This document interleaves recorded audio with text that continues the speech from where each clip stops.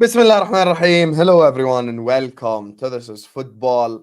Welcome to another stream, ladies and gentlemen. I told you earlier on my daily transfer news show that this wasn't going to be our only show today, and we're back. And we have a couple of different topics in mind. We're going to be talking about Enzo Maresca. We're going to be talking about Ten Hag. We're going to be talking about Arsenal and Sesko. So there's a lot for us to discuss. There's a lot for us to unpack. Big up to every single person locked in, whether you're watching this right now or on the replay. Please don't forget to hit the like button. Please don't forget to subscribe to This Football if you're yet to do so. Every single one of you guys, please hit the like button. Please subscribe. Keep getting involved in the chat. Keep letting me know your opinions. This is you watching us. X right here, like right here. See, 152 people, 40 likes. That's some Darwin Nunez shit right there. Let's get the likes up. We need some clinicalness. You get me? Big up to my guy Sheik. Before we get started, says love to brother Hussam on the panel every time. Sheik, I need to remember, bro. Why you need to message me more? I'm gonna be honest with you. I need to message me more, Sheik, because I need to get you involved more in these shows as well. But one of the mods, please do post the link to Sheik TV in the chat, so everyone go subscribe to his channel as well. We need Sheik on 1K by the end of the summer. So thanks so much, Sheik. Big up everyone locked in. 200 people in the house already. Like, share, comment, subscribe, all of that good stuff. And let me introduce today's panel. You guys can see them on the thumbnail. So let me introduce first FA Cup champion. You get me?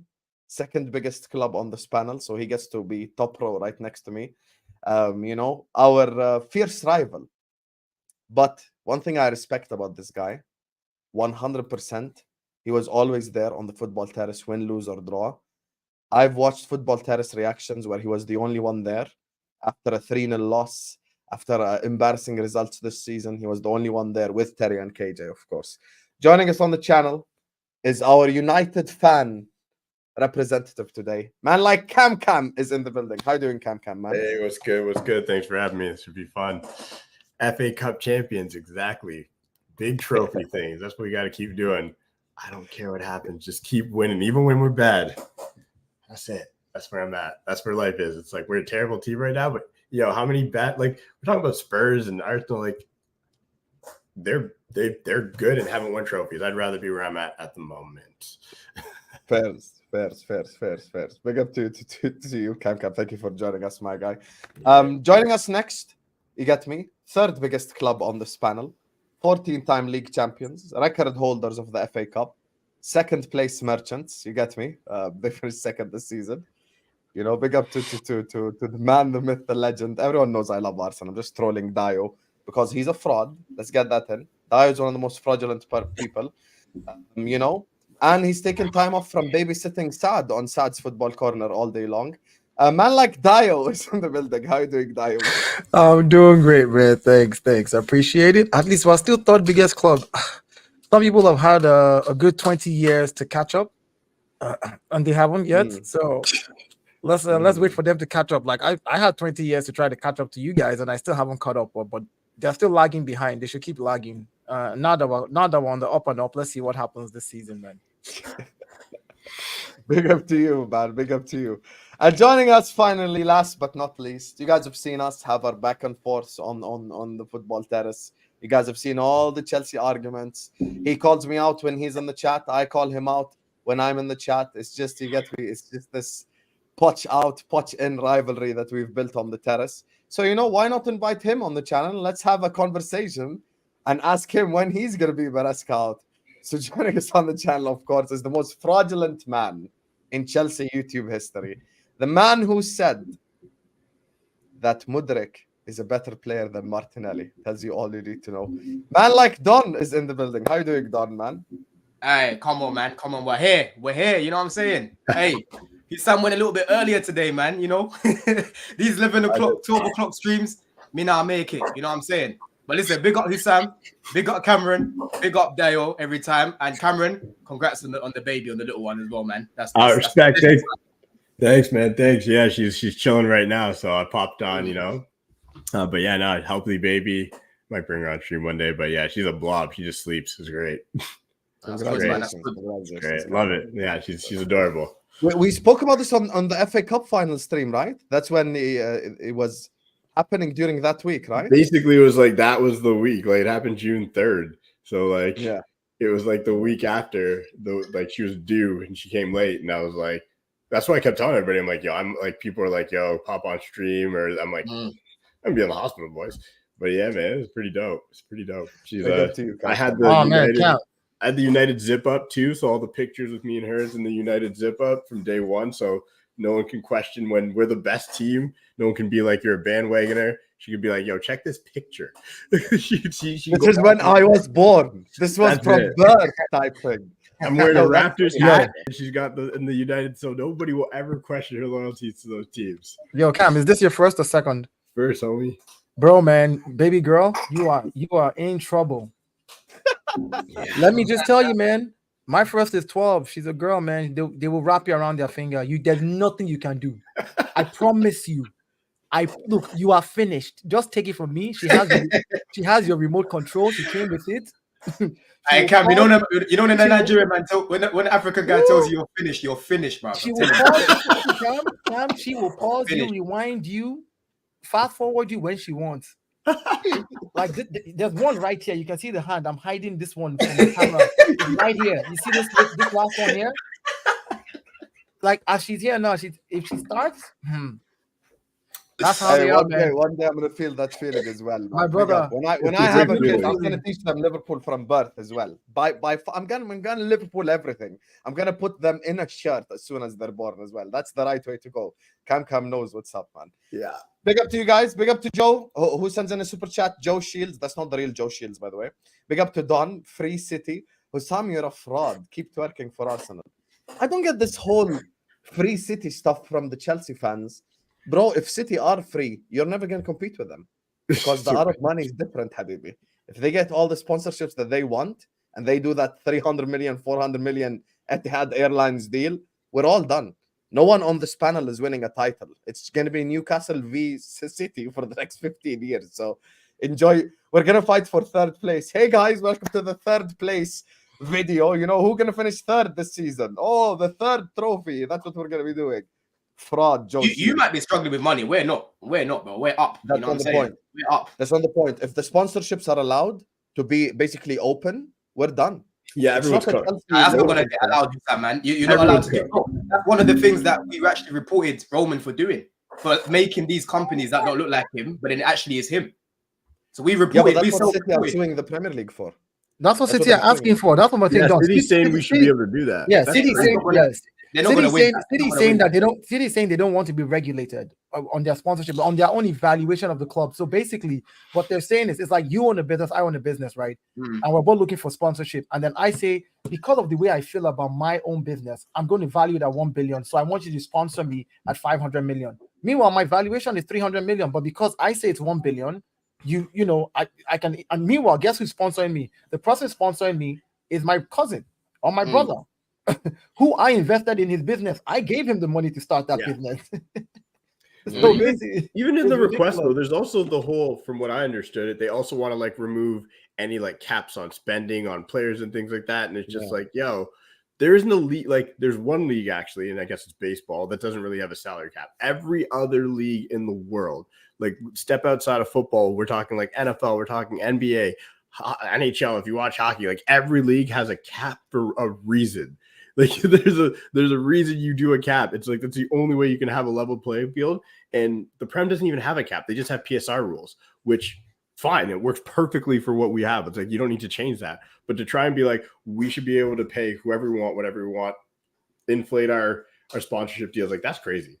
Like that, I don't think there's any world where it passes, but it's a crazy thought. Okay, let's forget City for now. Let's talk about the clubs that are represented today. And we're going to ask the chat something, because in the summer, we're letting the people control it.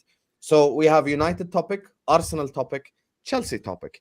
You guys choose in the chat one-word answers. We don't do paragraph answers on this football as a community. I want everyone in the chat right now, give me one-word answer. Do you want us to start with United, United, Arsenal, or Chelsea? One-word answers in the chat. No life stories, no paragraphs. Don't write me your autobiography. Just write me one name of one club so we can start. Clear Lake is not owned by Saudi, because if Clear Lake was owned by Saudi Arabia, then they wouldn't invest in Newcastle, because it would just be illogical. You'd be fighting your own self and competing against your own self. So don't be deluded, Joe Shields. You get me? I can't lie. Most people are saying Chelsea. Seems like Chelsea's the winner. Arsenal's Yeah, second. seems but like I'm- Chelsea's the winner today. Let's go. which is Chelsea perfectly top- fine for me. Yeah, I'm fine with. I'm good with that as well. Might as well just start. Sometimes you don't need to start with an appetizer. Sometimes you start with the main meal. I'm ready. Done.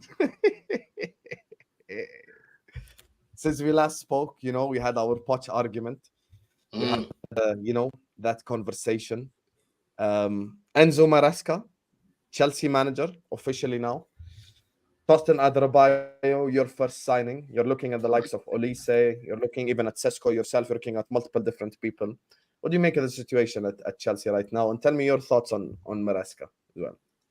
Bro, at the minute, listen, I actually think that the owners are actually trying to rectify a lot of the mistakes that they made. You know, one of the main things that I spoke about is, listen, these guys have made a lot of mistakes. Everyone knows this. Like, they've made a lot of mistakes. I can be here all day telling you about a lot of mistakes that they've made. But at the same time, they've made a lot of good in terms of some of the signings that they've made. Do you know what I'm saying? Some of these young signings that they've made, I like them. But, hold on a second. Am I back? Yeah, you're back. You've been here. Yeah, you were good anyway. Yeah, you were good. No, you guys, You're good on iron. you guys started lagging. Can you hear me now, yeah? No, you're good. You're Alright, good. the connection's You're not lagging smooth, at all. yeah. Everything's good. Okay.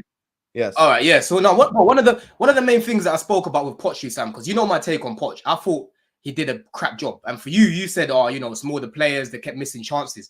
But I was looking at what Poch was doing tactically, bro, and he kept making basic errors that I wouldn't expect a manager that's got 15 years experience, a manager that's got experience of working in the league before, to be making.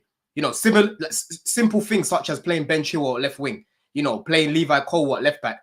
Levi Cole, one of the best centre-backs 2 seasons ago now at Brighton. He comes to Chelsea, he's being played out of position. You know, playing Disasi at right back instead of going to the academy and bringing in Josh Achimpong, for example. You know, playing Thiago Silva every single game when we know the guy's nearly 40 years old. He had to be phased out. You know, playing Enzo as a 10. Just so many basic errors I'm seeing him making, and I'm thinking, bro, I know there's a lot of injuries at the minute, but you can still be playing people in their normal position. You know, in terms of the reactionary subs, you know, he would wait for the opposition to score first before he does something. Every single week, changing the lineups. You know what I'm saying? Taking 8 months to still try and work out the profiles of people.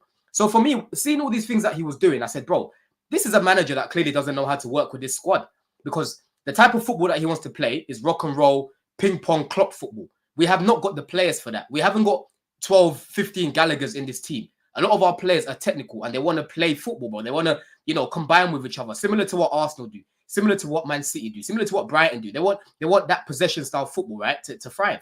And that's what we were seeing with the likes of Graham Potter when he first came in. Because Enzo Fernandez was pretty good when Graham Potter was here because he suited the style of football that he had.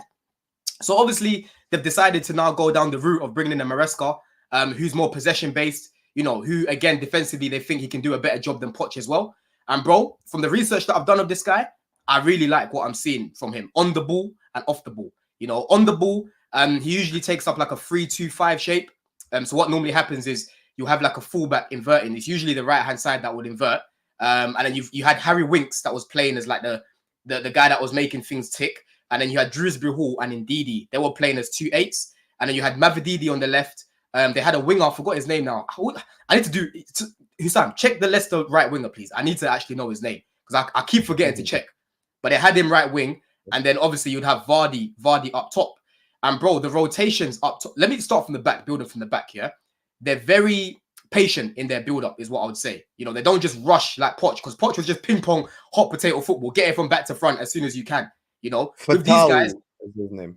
Say that again? Fatau.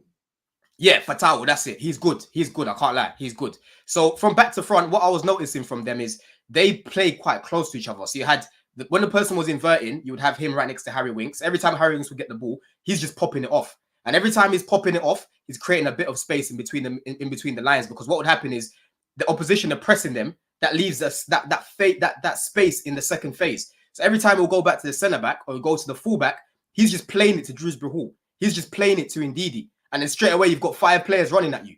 Yeah. And they love to use their wingers a lot. That's one thing that I noticed about Leicester.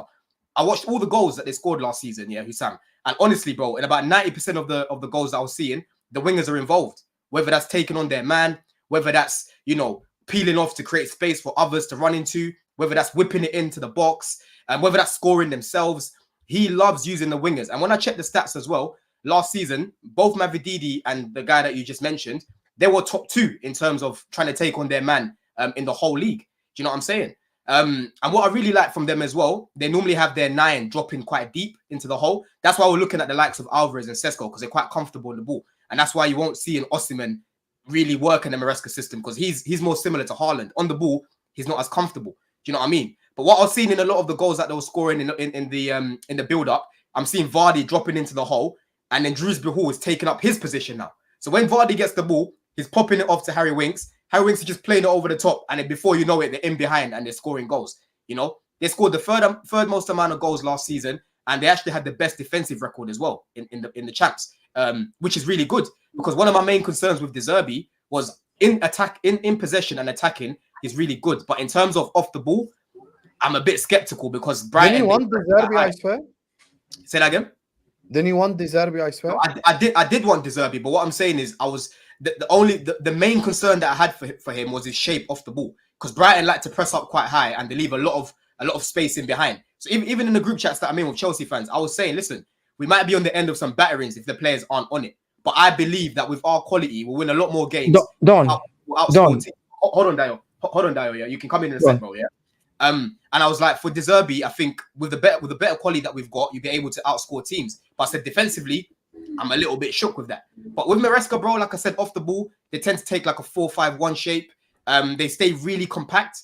When they lose the ball in the transition, bro, the way they counter press is crazy. I was counting, yeah. Within 5 seconds, Hussam, there's 3-4 people chasing you, trying to get the ball back. Very similar to what Man City do. Do you know what I'm saying? And if they're not able to do that, they just sit back in like a mid block, and then wait for you to try and break them down. Which to me, you know, what I'm watching with my eyes, and I want to check the stats, it made sense why they conceded the least amount of goals, because defensively they look really switched on. Do you know what I'm saying? This guy had Harry Winks looking like Xavi, bro. When I was watching Harry Winks, I was like, you know what I mean? All right, so Don, but this is what I'm saying. Don, hold on, pause. This is what I'm trying to explain to you. Harry Winks looking like Xavi. Hold on. Yeah, they hold on. Hold on. Obviously, I'm not being serious. Obviously, I'm not being serious, man. Like, come on, of course. Harry Winks looking like Xavi. Obviously, I'm not being serious. What I'm saying is, he had Harry Winks looking like a player, bro. Is what I want to say to you is this, Don, right? You're talking about a Leicester team that had Premiership experienced players that dropped down into the Championship. You're talking about a team that had Premiership winning players in them that dropped down to the Championship. The experience that Leicester has already, right? But Leeds didn't come back up. I know, but hear what I'm saying. What I'm talking about is Maresca is a good coach. Don't get me wrong. Don't get me twisted. I'm not trying to shit on him. I'm just saying he had a squad that is Prem proven. He had a squad that has Prem experience. He had a squad that has played on the highest level as Leicester. Jamie Vardy, they qualified for Champions League when they won. Did they not? Didn't he go to Europe? So how many years ago?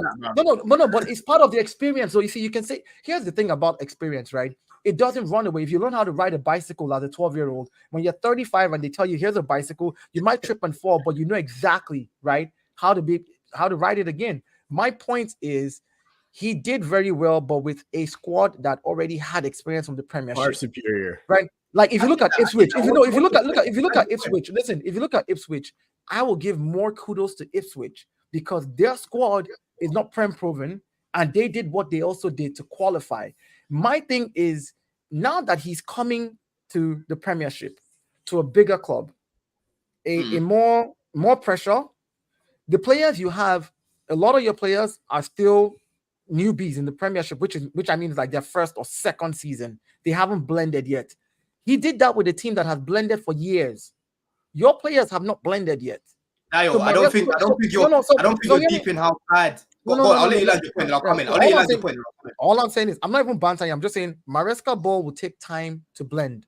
If you want to look at all the factors, 100%. I'm not dissing. I'm not trying to say it won't work. Don't get me wrong. I'm just saying it's easier for me to go to a Leicester where these boys have played together for 6-7 years, 5, 6, 7 years. Some of them have been there together. The Vardys, the Wings, we know this, right? These guys have been together. Connor Cody's on the team. You got a lot of players. You know, Just yeah, the whole, and like, they've played easy together as before well, for a long easy. time. It's easier to go to that team with your talent as a manager. He's a talented manager. Don't get me wrong. I've watched some of his games.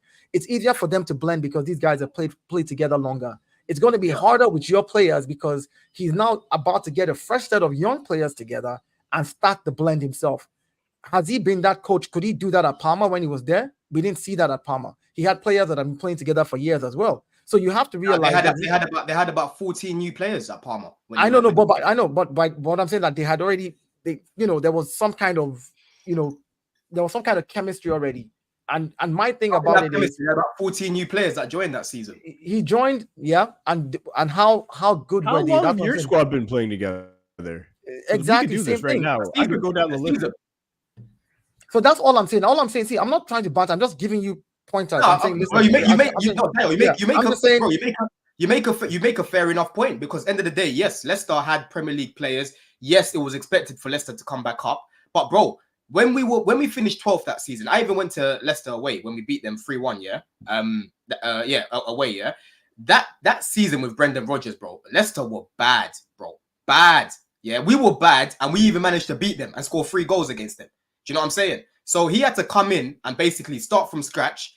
Try and work with these players who, again, from scratch? Like you said, he hasn't. Well, start from scratch. I mean, he lost Maddison, he lost Tielemans. He had a bunch of players that, again, are in the championship now. He's gonna have to go in there and obviously demand a little bit of respect because, like you're saying, this is a manager that came from Pep. He hasn't really got that managerial experience where you're looking at him and thinking, yo, this is the guy that's gonna bring us back up. So he still had to, show these guys what he can do. But one of the things that Drisby Hall spoke about when he first came in, he said, yo, I'm paraphrasing now because I can't remember exactly what he said, but he basically said something along the lines of, as a team, we've spoken away from Maresca and we said, yo, there's so many things that he's showing us, even though we're professional footballers, we've been playing for a long time, there's so many things where he's showing us and it's so clear and we're looking at it and thinking, yo, how did we not know that before? And for me, that's what a lot of these young players need, Dayo, because our team is full of young players. Okay. You know what I'm saying? Oh, And like I said, Don, you're killing me. You're gonna keep cutting me off. Let me respond to Dayo, bro. Let me respond to Dayo. Yeah. And like I said, I'm not saying Maresca's gonna come here and win us the league. I'm not saying Maresca's gonna come here and win us the Champions League. He's saying, to be fair. But he's a step in the right direction because the style of football that he likes is gonna suit the players that we've got. And that's what I've been looking for. I've been looking for a manager that fits the players that we've got. Yeah. I hear you. Getting top 4? You can talk about chemistry, you can talk about all of these things, yeah. But when Poch finally decided to set us up correctly, like what a lot of Chelsea fans were begging for from summer, yeah, from summer, I said, bro, if this guy carries on doing this ping pong football, playing like this, playing people out of position, we will not finish in the top 6. Surprise, surprise. Against Aston Villa, he decides to go back to what he was doing in pre-season. He inverts Cucurella, and we win 5 games in a row, and we actually looked like a team. We were not Cole Palmer FC anymore. Do you know what I'm saying? So, end of the day, like I've said, it's a step in the right direction, bro. We're bringing in a guy that aligns with the squad of players that we've got. So have you landed? Yeah. Okay. I've landed. Here we go. You guys are shameless. You're sometimes it's just shameless right now. Don, I'm gonna ask you a few questions. But the first one is, for a month or two ago, if I asked you who you wanted as a manager, would Enzo even be in the top? Would you even mention him? No. Nope. I would. Nope. Cool. You just said that I don't expect him to win the Champions League, or do you expect to be in the Champions League? Do you expect to make the Champions League? I expect him to finish top 4 and to compete for all trophies. That's what you expect from him next year. Yep. Same exact expectation I had for Poch. Okay, but same exact expectation I had for Poch. So this is crazy to me because now you're bringing in this rookie coach for the Prem. It's like you're bringing him in on this whole he's an expat, blah blah blah blah blah. And not only are you bringing him in with a team that's only really been together for 8 months, it feels like if I go down the list of players, I was just looking at them these guys have only played together for 8 months. And you're not only is the club heaping the expectation on him, must make Champions League, must compete for all trophies. Now the fans are, this guy's gone by Christmas. There's no way. If you're already putting this pressure on him, the moment he slips up, this is what's crazy to me. Your expectations are up here for a dude, for a squad that Poch, as you said, finally did get it right.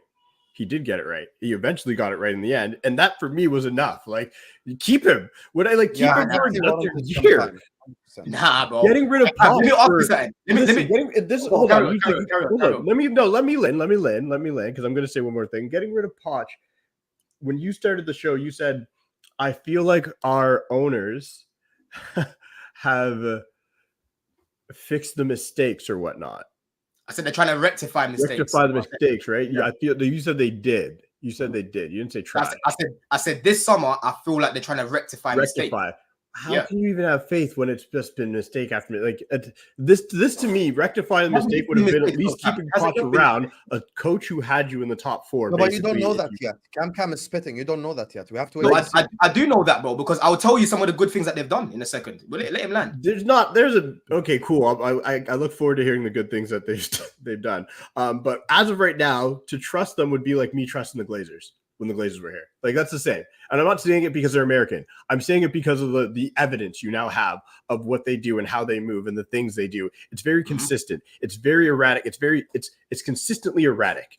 Like your transfer policy, the fact that you literally we all know who you're going to go for because it's going to be a player that's on somebody else's list that's a top target, and then all of a sudden there. It's not a boring narrative. It's just the truth. We all know that your managers. No, we all know that your managers are on borrowed time. That's facts. That is not you saying like, oh, it's happened once or twice. No, it's facts. Your managers are not safe. Right? So your managers are safe. Maino Mudryk has had more managers than goals. We also know that we also I want to get in there, innit? But let me tell you that, Dayo, if you went to Arsenal, he would have been a way, bro. His development would have been way higher than where it's been. So here's the thing, but then I go to your squad, and we all know that you have two super expensive midfielders who are underperforming. One turned it around, the other one got surgery. We'll see how it goes. There are so many things I can go down the list that I could be like, yo. These are the things we know to be true. Like, this is not me being hyperbolic. This is like literal factual things. And I sit and listen to Chelsea fans being like, hey, yo, they got it right this time. Like, we good. Like, they got it. Like, they got it right this time. They're going to keep getting it right. And it's just like, I'm not saying you have to be, because I'm one of those people who I don't believe in being negative until you need to be. I'm just, the non-levelness is killing me. Because it's like, instead of just being like, yo, we just, all right, we took a chance getting rid of Poch. This guy could work out. I'm hearing all of you, not just you, talking about his tactics and all this. Like, bro, I think you should just take this. Let's hope this works. Like saying you, like, but confidence is crazy. Yeah, but the thing is, though, Cam, with Poch, first of all, with Poch, you're saying just keep him, bro. It was never gonna work, even in the short term, right? Even long term, because think about it this way. Think about it this way, Cam. Yeah, bro, that guy wanted different things from what our owners wanted, right? He wanted the likes of Conor Gallagher to still be a mainstay in the club, right? I've spoken about this a million times. If Gallagher was in the transfer market right now, he is not the sort of profile that these owners will be going for, even on a free. Yeah, because he's not technical enough. Like I've said, I saw a theme with the players that we've been signing. Enzo Fernandez, technical player. Gusto, a technical player. Lavia, a technical player. Cole Palmer, a technical player. I can keep going. Even if you want to talk about Jackson as well, he's quite good on the ball as well. Do you know what I mean? So Gallagher, he sticks out in this sort of system, right? And Poch, like I said, he wanted a little bit more experience. But when he came into the team, he started talking about, yeah, our squad's good enough to go and finish in the top four and do all these things. There's no time to be waiting at Chelsea. Yeah. Similar sort of principle to this, Cam. You're in a relationship with a girl now. You've got in a stage in a relationship where it's like, yo, she wants to get married, but you still want to travel the world. Yeah. You're going to split up because you both want different things. And that's where it got to with Poch. After they did the review, they both wanted different things. So how are we going to keep him if his vision of football? Yeah, but do you acknowledge that Maresca what Cam is saying, no, Don, what Cam is saying, let me finish my point, Dayo, yeah? Okay, how's it going to work if Poch's vision is completely different to what the owners are trying to do? So they had to part ways. Same way we part ways with the girl. If she wants to get married and you don't, you'd have to part ways. Similar thing as that. Okay, so are you admitting? No, I want to ask you a question just on the thing that you just said. Are you admitting that has nothing to do with on the pitch results? Basically. Of course, it's got everything to do with on the pitch results as well, bro. They grilled this fella for 6 hours. They grilled him for 6 hours. There was multiple reasons as to why he got sacked. Multiple. Okay. It wasn't just one. I don't want to talk about Poch too much anyway. I don't want to talk about Poch too much. No, 1 second, Dayo. But there's a problem here, Don, with your argument. There's a massive hole in your argument.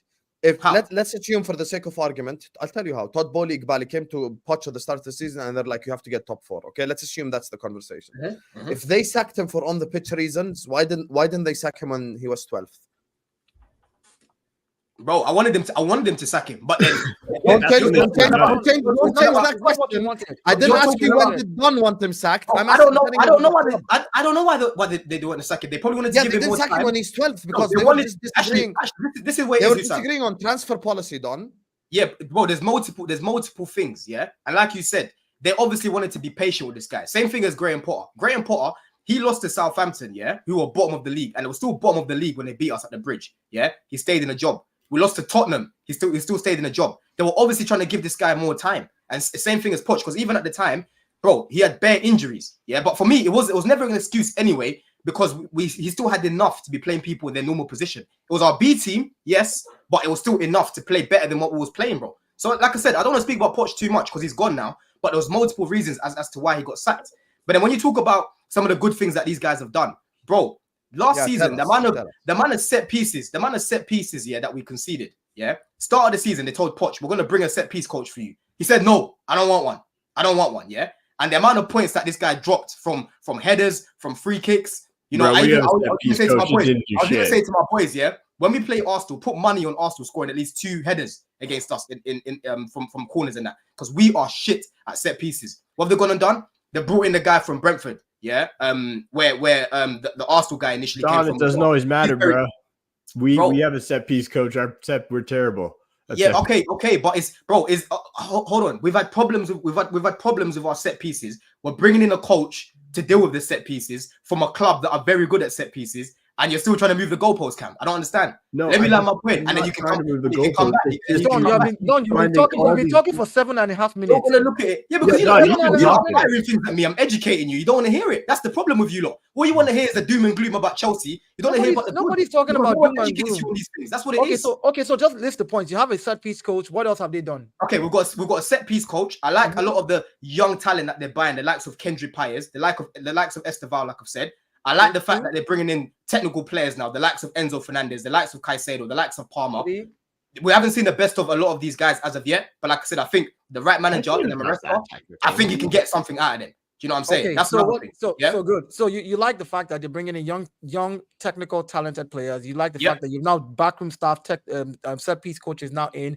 You like the fact that they brought in the likes of Enzo and all of that, and now they have a Maresca who, if he gels them together, you might be able to get a result out of them.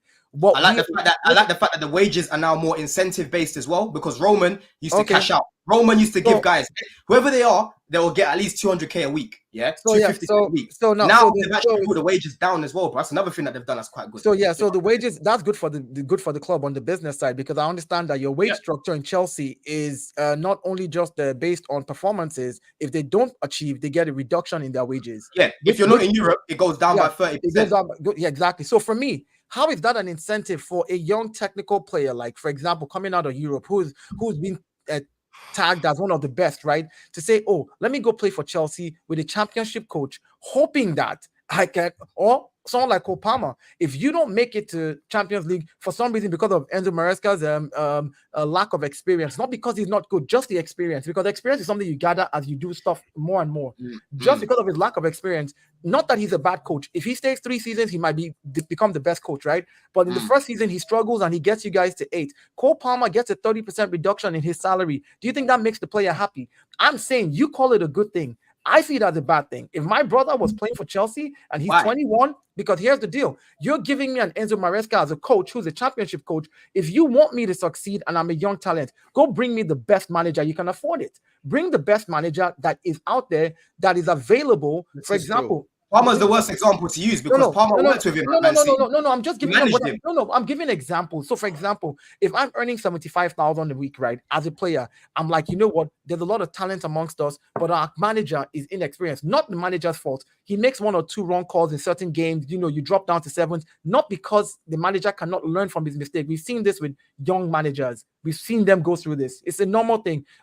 Very few of them come in like the Xabi Alonso's, who are unique, and in their first season it's like you can very few of them, and that's what last time we've seen as a manager. Don, all I'm saying is progression is the key thing. Does Chelsea have what it takes to be patient with Maresca, to blend these players for at least a season or two. We're not saying Maresca is bad, and I'm not. Do you have what it takes to be patient? Yeah, never mind. Never You mind, guys the know rest the of thing it. is, Dayo, you answered that question already. I know you guys. I know you guys. What I'm asking, what I'm asking, you're not hearing what I'm saying. I'm just. I've heard you. I've heard what you've I'm said. saying the patience of Chelsea is very different from a lot of other clubs. Yes. You guys don't have the patience. If Maresca wins his first 5 games and then loses 3 games badly back to back, and it's like maybe a 5-0 with trashing, a 4-1 and a 3-2, and then some players are injured and things are not going right for him midway through the season, you will start hearing Maresca out. And I understand. You get that in every fan base. No, you don't get that in every fan base. You get hooligans everywhere, bro. Every fan base. Done. And I understand that. I There are people that were Poch out game week 2. Yeah. How can you say you get that in every fan base? No, you don't. Yeah. Because they never wanted him in the first place because of the Spurs agenda. That's specific to the Chelsea fans, bro. Because of the Roman era. Yeah, but a lot of them had an agenda already, bro, because he's ex-Spurs is my point. That's why they wanted him out quick. All I'm saying. Okay, but at least you're admitting that. One thing that you're saying is one thing that you said that's true about, like, obviously there's reasons why they sacked Poch. I don't think it has anything to do with what happened on the pitch personally, because if it was, they would have sacked him when he was 12th. There's no need to wait. But when you talk about, the decisions off the pitch, you can't say that. You're trying to say that I'm gonna back your ownership. I'm gonna back your ownership. Hear me talking out. about your 1 ownership. second. Let me land. There's one thing I'll say when it comes to the ownership. I actually agree with not letting the manager make transfer decisions. Yeah, that's the reason why Liverpool didn't win anything over the last 2 years. That's the reason why Cam's club has been in the shits, literally just transfers. So I have no problem with that part. But what we had that problem, we had that problem too. But here's the thing. That's what I'm saying. They sacked him for off the pitch reasons. What a Chelsea fan cannot do is come here and tell me that, oh yeah, they sacked him for both. No, they didn't, because you were. Of course, they sacked him for both, bro. They spoke. If the target is top 4, they would have sacked him when you're 12. Review. Bro, they grilled this brother for 6 hours, Husam. 6 hours, bro. They definitely spoke about why he did this and why he did that and why he did this. Don't understand something. Don't completely miss my point. Don't understand what he's saying. Husam is simply saying, right?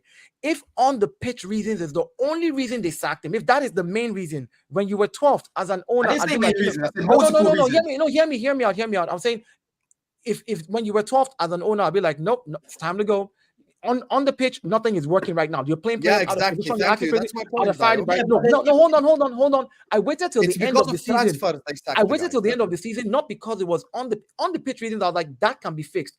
It was them not agreeing on something bigger than on the pitch reasons. Because on the pitch reasons, you could have simply said, okay, well, end of season, we need to get in better players, get you a set. Now you need a set piece coach. You have no say in this, and blah, blah, blah, and we'll fix on the pitch.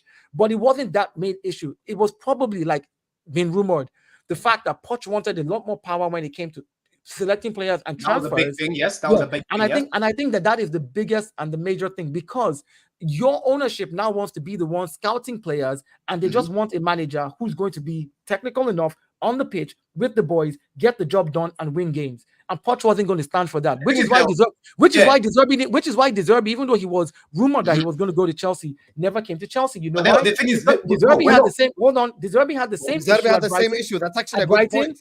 At Brighton, and that's why he didn't come to Chelsea. So you have to take a look at these things. By the way, Don, there's nothing wrong with that. There's nothing wrong with it. There's nothing wrong with it. Yeah. Bro, if you're want to dictate transfers, that's a good thing, not a bad thing.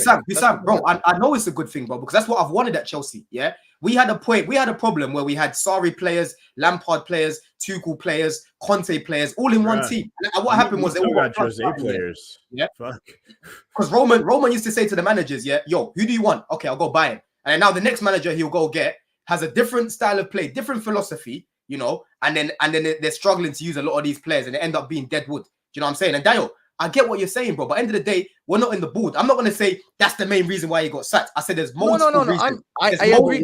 But Don, what we're saying is what was happening on the pitch is probably very low down on that list. Yes. Listen, and this is where what happens on the pitch is what gets you results, bro. Listen, and this is where your copium's coming in, and we get it, and this is a nobody believes you moment. Because the fact is, if it was high up on the list of reasons why they were going to let you go, guess what? It happens maybe not when you're 12, but it happens way sooner. You don't do this. But the thing is, Cam, the thing is, you lot are talking out of two mouths right now. Because first is, you're bored on patient and whatnot. They're trying to be a little bit patient for him to overturn results. Because even with me, I was a little bit lenient with Poch. I said with Poch, yeah, I gave Poch 3 strikes. And the main reason why is because I understood that he's got a lot of injuries to key players. That's one thing he kept running to every single time. And the PR that kept coming out was Nkuku's going to save us in this. And I kept saying at the time, bro, Nkuku's a good finisher.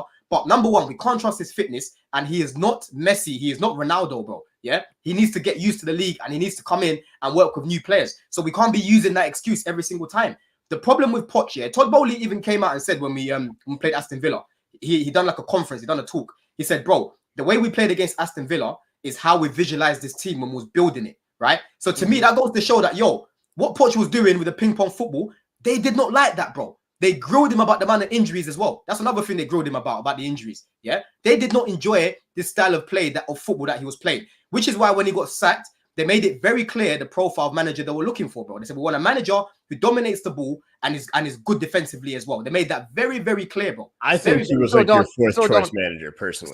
So Don, can I ask you a question now? So if for any reason you guys endure the same type of injuries this season, will it be based on Enzo Maresca's training process as well?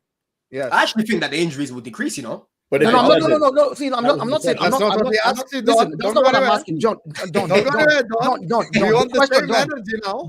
I'm asking a question. Give me an answer. Don't give me what you think is going to. You do this all the time. That's why if you have a question for me, ask me a question and I'll give you a direct answer. Right? I'm saying if it turns out the season begins and you guys have similar number of injuries, maybe slightly less, maybe slightly more, whatever the case is it going to be because Maresca's training is also hard, like you guys put it on Poch's training? Is that what it's going to be leveled at? Or is it going to be leveled at the players that we have bought are just injury prone? Bro, there's 2 factors here. The medical team, they need to do a review. They need to make sure that they're sorting things out. I've spoken about that already. Exactly. I also spoke about Poch and his intense training methods. Go back to the time at Southampton. Go back to the time at Spurs. Go back to PSG. Injuries have followed this man. And what came out on The Athletic as well after is they were literally watching his training sessions, yeah, and they spoke about how intense it was. And even the players said, we're not doing much tactically. It's a lot of running, a lot of intensity. Klopp was your manager, he'd have the same issue. Hold on, Sam. And Poch himself was very stubborn and didn't want to change his methods. The club were concerned about it, bro. And that's another thing. I hear you. I was just saying, listen, I hear you. Look, I'm not saying Poch was not hard on the players with his training. Don't get me wrong. I'm not trying to justify. You're just saying keep the same energy. I'm saying that. I'm saying if for any reason the injuries continue, we have to keep the same energy from Maresca and everybody else. It's like, that's all I'm saying. I'm not saying, look, I have no dog in this fight. If your medical team and your coach wants to run your players into the ground, that's your problem. That is your club's issue, right? I'm just saying, when I hear Chelsea fans make excuses like that consistently about, they got injured because of the training that Poch gives to them, and I'm like, but other players that played throughout the season that didn't get injured that were on your team, didn't they do the same training? Didn't they do the same training? Every player is different. Every player is different. So yeah, and that becomes the answer. Every player is different, and you're right. Every player is different. But my thing is, if your injuries continue, you might have to look down the line and be like, maybe it wasn't just the training from Poch. Maybe some of these players are just injury prone. For example, like Reece James, like the Reece James, and co, like Lavia, like Lavia. Hold on, like Lavia, for example. I agree. Like, let me ask you, how many training has Lavia ain't played all year long? He hasn't even but he's better than Kobe Mainu, by the way, people. Lavia hasn't trained. Lavia hasn't trained on that. Listen, Lavia hasn't trained on that Poch really much. I do think it's better than Kobe Mainu. You overrate Mainu. That's where it is, Cam. Okay, here's a question for the chat. You United fans think he's complete, bro. That's what it is. You think he's complete, fam. Bro, here's a question for the chat. Like, I'm not even trying to get into the argument. Who's a better player right now in their career, Lavia or Mainu? That's just cheap for you to say that because Lavia's been Lavia or Mainu. Put Lavia or Mainu. Yeah, who the fuck is Lavia? Bro, Lavia or Mainu. Let us know in the chat. Dayo, let me go back to the injuries anyway. Let me go back to the injuries anyway. Yeah. One thing that I really like about this idea of Maresca as well, yeah. I checked Leicester's injury record last season, yeah. They've got James Justin that was playing there, and you had Ricardo Pereira in December with you, bro. big up Lewis, yeah. You had Maresca, you had Pereira and James Justin, yeah. James Justin had a big injury recently, and same thing as Ricardo Pereira. If you go check his injury record, it's mad. Bro, last season, not one injury between them, yeah? And with you lot, Arsenal and Man City, bro, the way that you lot play, for me, it goes a long way in minimizing the risk of injury, because you're not playing in large spaces and rock and roll football. You're just playing nice possession-based, football where a lot of these guys can still play another game after, bro. More time, when I watch Rodri, I'm like, this guy can play another 90 minutes after this game. Do you know what I'm saying? So I honestly think that this style of play will actually reduce the amount of injuries that we've got, because these guys were being overworked. They were being overworked every week, bro. Okay, so let me ask you one final question on Chelsea before we move on, because this is, listen, we have grilled the shit out of Don and I love it. Man didn't do nothing, bro. I'm Lavia. I'm too press resistant for you guys, bro. You know what I'm saying? Lavia better than Dayo is hilarious. Hey, Lavia ain't played for a year. I don't want to not see you back for a year. Let me tell you something, Sam. Before Lavia joined us, he played the most minutes for any under 20 in the league. He comes to Chelsea. That's another thing as well. I was even at that game against Palace. Yeah. One more thing before we go to the next topic. Lavia they told Poch's team, and obviously Poch, yeah, Lavia is not ready to play. What did these guys do? Let's go bring him off the bench against Palace, and then he gets a new injury. Yeah, because he got injured with his ankle in training, by the way, not in the match, in training, and then he gets his thigh injured during the match. Yo, someone just said you're press resistant. That's you know, but you know how Don is press resistant. Let me tell you about Don's press resistant. You ask him a question and he says something completely unrelated. His press resistance is just rosy. Yeah, but that was another solicitor though, because that was pressing me again, so I had to answer it. No, it's not pressing. I'm just stating, like, here's the thing. If for example, right, we go into this season with Thomas Partey injured again, I'm like, get him out. We can tell that he's already injured. Like this, you're the only guy, man. Dude, what is wrong with you? So my thing is, if the injuries are consistent with another manager who has a different style of coaching and a different style of play, you might have to look at some of your players and say, look, maybe we bought some injury-prone players and we need to figure out what to do. But the thing is that every team, hear me out. That's all I'm listen. That's all I'm saying. I am not saying that your injuries will continue. I'm saying, but if you get into the season, Reece James it was not Poch's training. Reece James is made of biscuits. It's Lavia. Lavia, for example, how many trainings did he do with Poch before his injury took him out for the rest of the season? And his injury is not like, oh, it's a thigh injury. It's not like an ACL that we can say, oh, usually you're going to be out for a year or something. You know, thigh injury, ankle injury, all of a sudden you're out for the whole season. Some of these players just might be super injury prone, and that will change the way Maresca is going to play if you don't replace them. Is all I'm saying. And being that he lacks the experience in the Premiership right now, if he has to play and make do with what he has, and he suffers losses, you guys will be, by December, will be like, Maresca out. I'm just saying, make sure that you guys back your manager, give him the time, be patient with him as fans. If you're not ready to do that, that means that Michael Mudryk would have had 6 or 7 managers, way more goals than, managers than goals that he has scored. And this is the question I want to ask. I don't want us to talk about the injuries. This is the final question on Chelsea before we move on.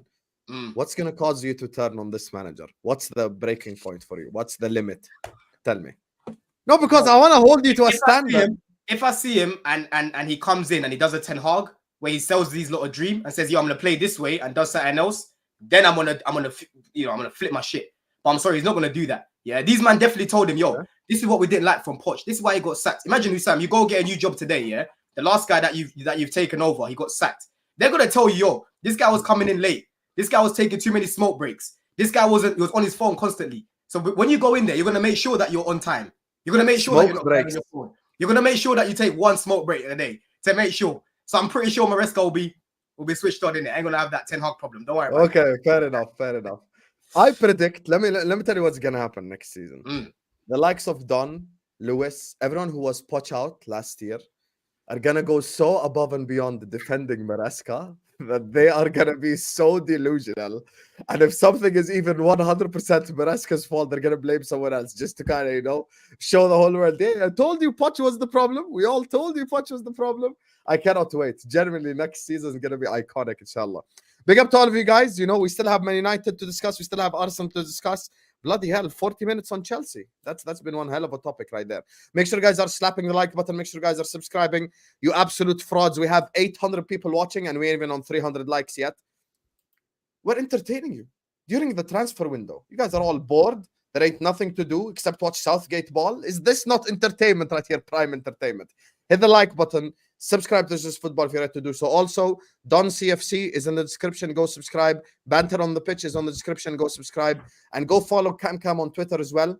Cam_low77. All three are in the description. You don't have to go anywhere. Just go subscribe to both guys' channels and make sure you follow Cam on Twitter as well. So please hit the like button. Please subscribe right here, right now. And let me just do the super chats quickly before we move on. Big up to my guy, African Cat says, Don, on a scale of 0 to 10, how confident are you with Maresca to do better? Straight answer. No waka waka answer. Give me a scale 1 to 10. Oh, scale of 1 to 10, I would say 7. 7? That's a high confidence level. Hey, fair. You lot aren't deep in the mad stuff Poch was doing. That's what it is. He made football look like rocket science, bro. That's all I'm gonna say in it. So I'm gonna say 7. Fair. You got your straight answer, African Cat. And he's back again. Thank you so much for the super chat. Says Premier League should have a rule. All managers should go bald. No Arteta shampoo anymore. Shave that, Arteta. Would you want Arteta to shave his head? Arteta can do whatever the heck he wants with his body. That's his issue. My thing is just now is the time for him to start winning. I don't care if he wants to be bald. If that's what it takes to win, then go bald. But he can do whatever he wants, man. Big up to Arteta. Big up. The infamous wig. You get me? Big up to my guy Blaze, who says again, don't put us all in the same bubble as Don. How can I not put you in the same bubble as Don when you and Don were both Poch out all year long, and that's all you preached, and that's all you told the whole world? What does that even mean? What does that even mean, man? Blaze, send another one. I see you in my chat as well, so big yourself up. But yeah, big up Blaze, Blazu. Big up my boy Don, spitting some knowledge. Big up to you, Mr. Chelsea from Switzerland. Don's channel is in the description. Make sure you guys are subscribing. See me in his chat as well. Road to 2K, man. Big up to Blaze again, who says recency bias is crazy. Lavia literally balled out for Southampton, turning up against every top 6 side before last year, and he's actually better defensively than Maino. Bro, Dayo remembers what he did at the Emirates when they played Southampton, when they bottled the league. He remembers. And then he says Maino now is Gilmore. Are we talking about a dude performing at Southampton versus performing at Manchester United? Are we doing that right now? A dude who had a couple good games. I remember the City game. I remember we were all talking about it. Oh, look at how composed he looked. He has not played football for over a year. Maino has been literally one of our best players. I get it. Our team's terrible, but still one of the best players on Manchester United, called up to the England squad, and we are really going to have this conversation about Lavia being better. All you Chelsea fans are shameless. No, just the idea that you say recency bias. Like, here's the thing, though. Availability is the best ability. That's the bottom line. Availability is it was available. I just told you. I know, but my point is the McAllister's better than Partey, because Partey don't play. Yeah, this is just the truth. Like, Partey is not available. When's the last time you heard the Rhys James conversation? But hold on, bro. Like, why are we going on as if we've seen Lavia miss the whole season like 3-4 times, bro? No, we're not saying that, but we're saying we've only seen him ball out like that in one season, and then he's not had a whole season. Yes, he's and what I've seen from Poch, he's done more than Maino, in my opinion. What I'm saying is, listen, and the difference again is Maino just won the FA Cup. Goal scorer. You do. Listen. Sorry. I don't mean to Dayo. My bad. I don't mean to cut you off there. I just heard that. This United dude just said he's done more than Lavia. More than Maino. Maino would literally scored the game-winning goal in the FA Cup final. And Lavia's done more. We got it. Sorry, Dayo. Maino now is when Gilmore balled out 2-0 Cup win versus LFC. I remember that game as well. Klopp, we just didn't take it that much seriously, to be fair. But hey, it is what it is. Yeah. Big up to Joe Shields, who says, Cam, have some shame before talking about Chelsea. You finished 8th, -1 goal difference to celebrate the FA Cup like a Champions League. Pipe down. First of all, you ain't the clown, Joe, you fraud. Have some shame. Have fun in the Second of all, you're the same person as Chelsea fans who mock Arsenal for, you finished 2nd, but you didn't win a trophy. Now you mock Man United for winning a trophy. Choose which side you want to fight for, Joe, just so I know. Because, like, you cannot be Trophy FC versus, like, choose which side, type thing. Well, we put all our effort into 11 points ahead of us. The Cup. Big Maino was 11 points ahead of us, only to finish behind the mighty Charles. Can you stop acting like it was tennis? Pocketing Arsenal at Southampton doesn't count because it's Southampton, is what Blaze says. Yeah, but that's one game. It wasn't just one game, bro. He bossed us. He bossed you. Listen, I'm not choosing his side. I'm not Everyone, putting aside Man Paul. City. I'm just saying let's wait till next season. Next season we'll get our answer to this question. Simple as that. That's Your what- team exactly. wanted him. You lot were crying for this guy. Hey, He signed. You would have agree, tried but to what- him. listen, but what we're We saying, talking Don, about I it. just Don, said I'm not Don, choosing. I just said Don, I'm waiting Don, next season Don, to make a You full, are shameless, full Sammy, though. opinion. You. Don, how Your hard, team Don, wanted him, Don, bro. Don, I've been Don, talking, Don, yeah. how hard is it? Next Don, how hard is season, it? Lavia will start and Maino will start. I'll make a decision then. Forget Exactly. this season. Let's wait. Yeah, this season he's Yeah, not one guy available ain't for played, anything. brother.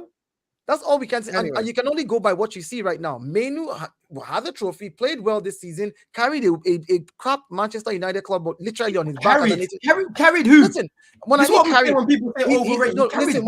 when I say carried, right, the club was so bad that they were depending on this kid to do a lot of things that he should not even be doing. He's not And wrong. they still were bad. But the point is, these were the people they could depend on. You couldn't even depend on the Rashfords to come through in the game for you. You couldn't depend on the more expensive. They were messing up. So I'm not saying. Listen. Hear me out. I am not saying Mainu is the new arrival of Messi. What I am saying, logically, and if you want to think about it and not just listen to what I'm saying, but listen to understand it, is say when the team is that bad and you have an 18-year-old who's coming out of the academy, being the one literally looking the best, just looking the best out of the worst of all of you. That's terrible. Like that's a bad place to be. Let me just say something on Mainu just to finish off, yeah, bro. It's the same way Kopama carried. It's the same way Kopama carried your club throughout the whole season. Nah, Mainu did not carry. Bro, let's not do this. It's the same way Palmer carried your club. Man United. But you're Palmer FC. Without Palmer, you'll be 17. Dayo, let's not do this. Without Palmer, you'll be 17. No, because when we're talking about, listen, let me finish. I cannot listen. Here's the thing I don't like. I don't like Mangy, right? But I will not shit on a player, right? I'm not shitting on no one. No. You are shitting on Mainu. Palmer FC is what you guys are. Without Palmer, you'll be 17. Chelsea, I love it. Yeah, okay, Dayo, be realistic. Bro, I'm not even no. So when we talk about a player who's carried a club on different levels. Let me talk, man. Let me say something about Mainu, bro. Yeah, bro.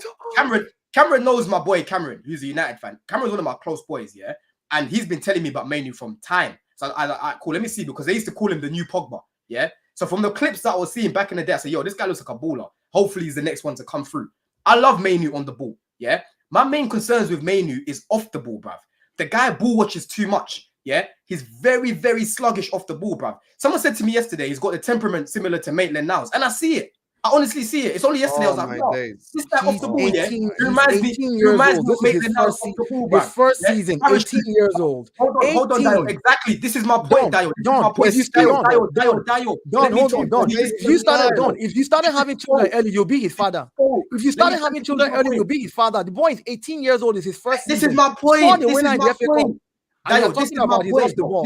Dayo, this is my point. All I'm saying is, yeah, there's still a lot that Mainu needs to work on. But the way guys like Cam speak about him is as if he's complete. Lavia on the ball. You do talk about him like he's complete. Never. Lavia on the ball is good, like Mainu on the ball, but off the ball, he's very good off the ball as well, bro. Is my point. That's why for me, he's better than him. I've never said he's complete. Mainu can become world class in the future, 110%. I love Mainu, but I love Mainu. But all I'm saying is take time, bro. Is all I'm saying. But Don, I've never. That's a lie what you just said there, because the reason we got in this conversation when we got in the argument to begin with was because I said he had the highest ceiling out of all the youngsters. That's not me talking. You don't talk about a ceiling when you're talking about a complete player. Like speaking of Mainu, let me just read these 3 super chats so we can move on. Big up to Faisal. Faisal, you sent me a super chat from a different. What the hell are you doing in Serbia? Man said Maresca gets sacked because he was wearing a bald cap the whole time. There you are. This bald manager thing is bad. Big up to you, my guy Faisal. And let me know, what are you doing in Serbia? Because I'm actually curious. Man United overhyping their kids' football heritage. First it was Rashford Ballon d'Or hype. And now Mainu, lol, that fan base is going to tournament quick. Let me just address C quickly. Man said my brother carried Man United. I can't believe he said that. Let me tell you something. I've been watching Man United and Arsenal, yeah, week after week since I was in primary school, but secondary school even, yeah. I've been watching you lot weekly, yeah. The amount of games that go past Mainu, yes, it's not all his fault because the structure's a mess, the personnel's a mess. But even yesterday, next to Declan Rice, he ball watches too much, bruv. I've seen people saying, "Oh, how's Mainu at fault for the goal?" Mainu wasn't at fault for the goal that we conceded last night, yeah. But him Foden, Rice, Walker, Stones, they all played a part. They all played a part yesterday. Do you know what I'm saying? Off the ball. Honestly, watch Maino more, yeah? You see what I mean about him off the ball, bro. I see He runs what like you he's got mean. parachute on his back. He runs like he's got parachute on his back, bro. Don, I'm just saying the boy is 18 and he hasn't even gathered the whole season experience. But what he's done so far, and that's why I'm saying let's compare them next season. That's all I'm saying. Next season. That's it. So that's all I'm saying. Let's just compare them next season. Lavia will get the season with Chelsea. Maino another season at United. Let's talk then. First of all, you're talking about overhyping kids. Reece James came in, played 2 good crosses, and all of a sudden he was better than Trent. Have some shame and decorum. Talk about brother. You know what? You heard Don, you're gonna message me in the private chat in about 3 minutes telling me you have to go. So can I just get through the super chats, please? Broad. Southampton relegated when Lavia played 1-2 games. Yeah, but that's not Lavia's fault. That's where I'll defend Lavia. It's not his fault. Same way it's not Maino's fault that they finished 8th. That's a team game. Same club that had Saka carry them for years. That's rich Dayo. Yeah, but that's what I'm saying. But that's hold on. Let me even answer that question. That's exactly what I'm saying. Saka carried us for years, and that's why we hyped him that way. The same way Maino had to carry a terrible Man U team this season. How has he carried them though? When I say carry them, in certain games, there was I don't remember which game it was where he scored the winner in the FA Cup final. Well, in the FA Cup final, do you know that 1-0 was not enough? It wasn't enough against the City. City could have turned up in the last 2 minutes and it could have been a tie. They could have gone into extra time or penalty straight, and City could have still won that game. And when the boy stepped up, he stepped up. He at least won them that trophy. He won. He scored the match-winning goal. So don't say that means he's carried them. Then that means he's carried them. Listen. In a time where their team is terrible, he looked the best. That is what you mean by this is the player that's carried. In a season where your Chelsea team looked like crap, Cole Palmer carried you. Cole Palmer actually carried us, bro. Look at the GNA. Listen, look at the GNA. Penalty merchant. You want to count? Okay, is that what you want? Come on, let's not do this, man. You're a better man than that. You're a better man than that. And listen, this is exactly what Jill was saying. If we're going off potential, then Cole Palmer has the highest ceiling based on what he's shown, the best underlying stats and GA of anyone his age. If you tell me Cole Palmer has really high potential, I'm not going to say anything against that. I'm not going to say, oh no.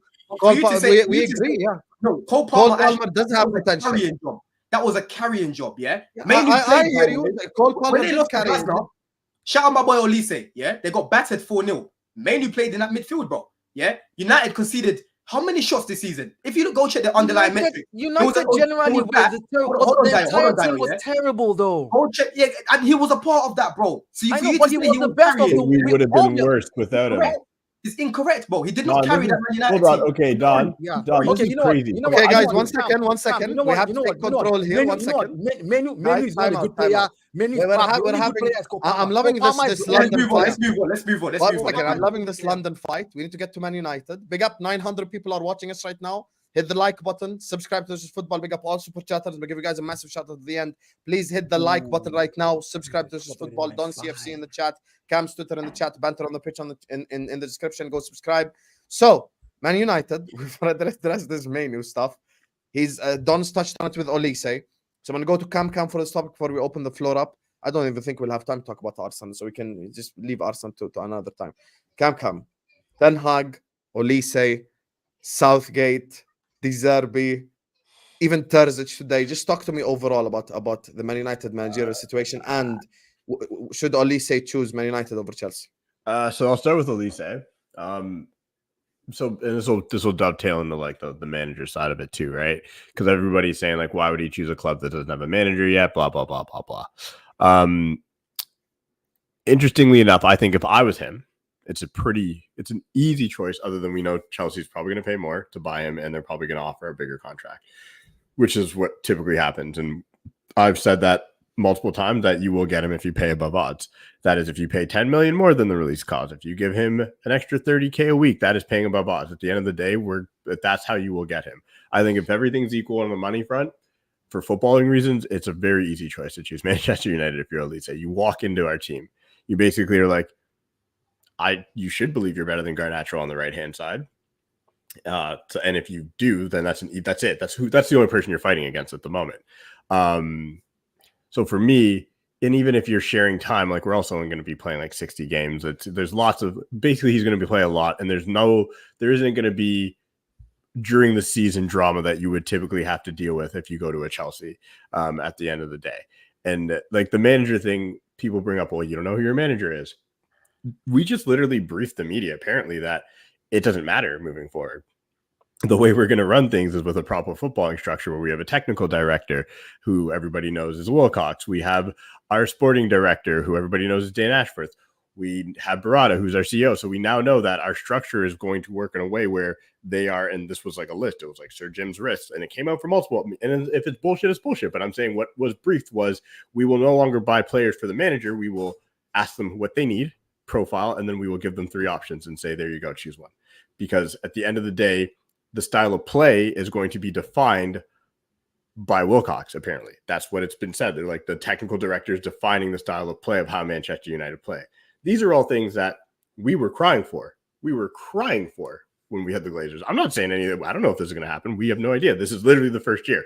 So I can't come in and say I'm confident. I have no idea. So that's the difference between me and you, Don. I'm not going to come in here and say, I think this is all going to work. We're rectifying. I have no fucking clue. It could go up in flames. But at the same time, what I will say is it is different than what we have been doing. And that is the most important thing. It is a very clear change in direction. So we don't really need to worry about who the manager is going to be, because if the style of play is going to be defined by the club, that manager is coming in to play said style of play. Which is why I need to make sure you're bringing in the right guy for that. No, you don't. No, you don't. You need to bring in a coach. You need to bring in a good coach. You do. You need to bring in a good coach who is not going to come in and say, I'm going to play my style of football, which is probably what's happening during the, the whole interview process of whatever's happening. I think Aaron Ten Hag is gone. Personally, that's where I sit. I think he's gone. If he's not, I won't be upset, because it'll be like, clearly we just looked at all these other options and we're like, nah, we're better off staying with Erik Ten Hag. That's the decision we would be making. I don't think we would be staying with Erik Ten Hag because we would be saying we think he's the right man for the job. I think we would be saying there's just no one out there that we want. Now, the Southgate rumors, because everybody's loving that, right? Everyone's going in on that one. And if we bring in Southgate, it's going to be disastrous and all that. This is where I sit on it. Will it be? Potentially. If everything I just said before is true, where a manager is being brought in to play a certain style of football, then it shouldn't matter if it's Gareth Southgate in a sense, because in my mind, if Gareth Southgate comes in, he has to agree to change the way he plays football. Now I get it. Everybody's like, why do you think you could do that? That's going to happen, bro. I have no idea. I don't think so. I don't know. You are opium cam, bro. No, so this is where I will fully admit everyone's probably right that he is not capable of doing it. That they probably are. They probably are. And I will admit that. But the thing is where I have to have some hope, because I'm sorry, I got to go. Oh, Olise just left Roy Hodgson, and you think he wants to go to play for Gareth Southgate? Listen, but he doesn't know that. He has no idea. We don't know. I know you Canadians have weed that's legal over there. You need to stop smoking that, because what you're saying right now ain't right, bro. So here's the thing. Do I believe Southgate will be our manager? No, I don't. So truthfully, I actually don't think he will be the guy. I think these rumors have come out because nobody knows, which is beautiful. Remember in the past, everything that came out, United leaks here, leaks there, blah, blah. Then it would come out and it would be like, oh, that obviously was true because it happened. We were supposed to attack Ten Hag right after the FA Cup. Didn't happen. All these things of like, there hasn't been a proper leak for months, which is beautiful. There hasn't been like, did you guys know Barada was being hired? I didn't. That came out of nowhere. The Ashford thing was kind of like, oh, Man United going after Ashford. Within a week, it was like, oh, it's done. So it wasn't, these aren't leaks. Those things were happening. So now we're sitting here going, we don't know who our manager is. And it's because there's no leaks. We really have no clue. I can tell you right now, if Potter walked in tomorrow, I'd be like, damn, I'm surprised, but I'm not, because this is how we've been moving. So I actually don't think Southgate's going to be our manager. Me, who I think is going to be the manager if we fire Erik Ten Hag, is Tuchel. Personally, that's who I think is going to be. That's who I think they're going to hire. A complete shot in the dark, or Thomas Frank. I actually still think Thomas Frank is a potential hire. But Thomas Frank is going to play counter-attacking football. So here's the thing. But here's the thing. So I think whoever they're trying to bring in, they're having conversations with them about the style of football and can you play it. And if they can't, then it's like, this is what, again, I don't know. But I think Tuchel will be the actual choice, because I think Tuchel will come in and say, I can play whatever football you want. I'm the most experienced. I have won things. I will be an easy sell. I want to redeem myself in the Premier League.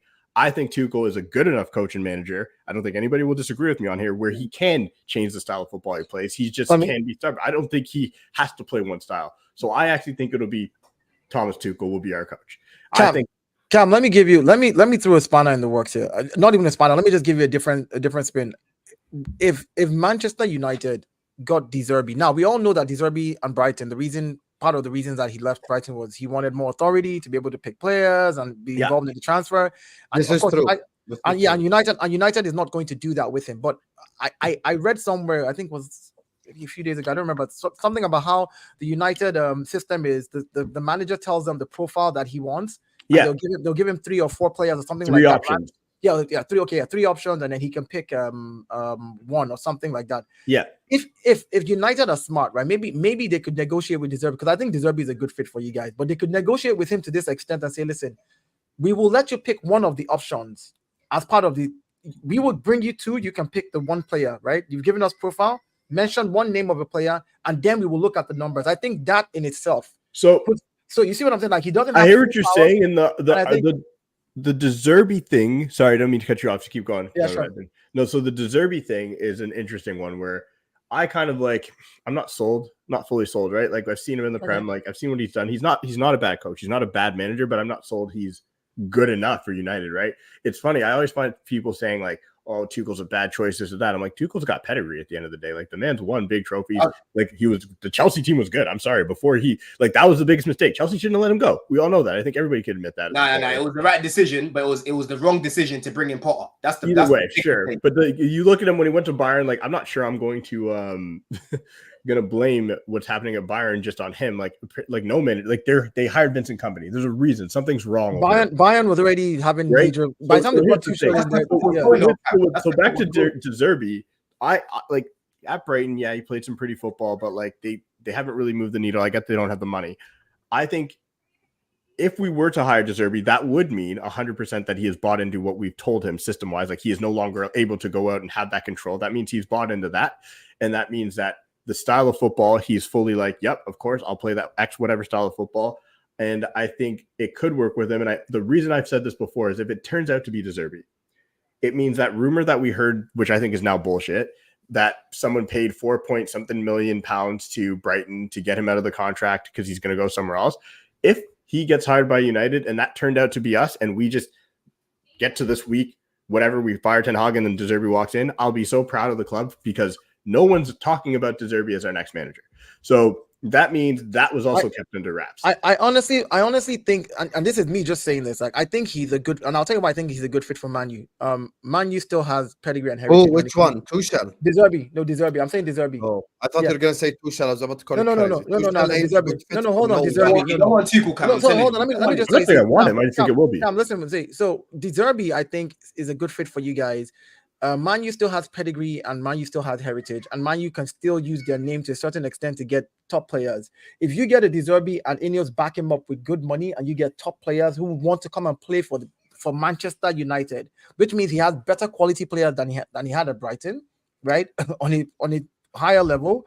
And he now has a system behind him that works, a footballing system, not accountants running the place, not some idiots running helter-skelter, some economists. We're talking footballing people who can literally say, no, this player doesn't play for the next 2 weeks because we found this in his hamstring. He's not injured yet, but he gets to rest for 2 weeks. Like, people who are literally doing their job, I think that he will cook at Manchester United. So, I mean, my preference. Yeah, but it's hard to say that, though. It's hard to say that because I'm saying if you look at what he did at Brighton, Brighton was a well-run club, right? Brighton is a well-run club that somehow has really good scouting system, gets some really good players. They come in and then, with the quality of players that they bring in, a lot of times those players are usually unknown, right?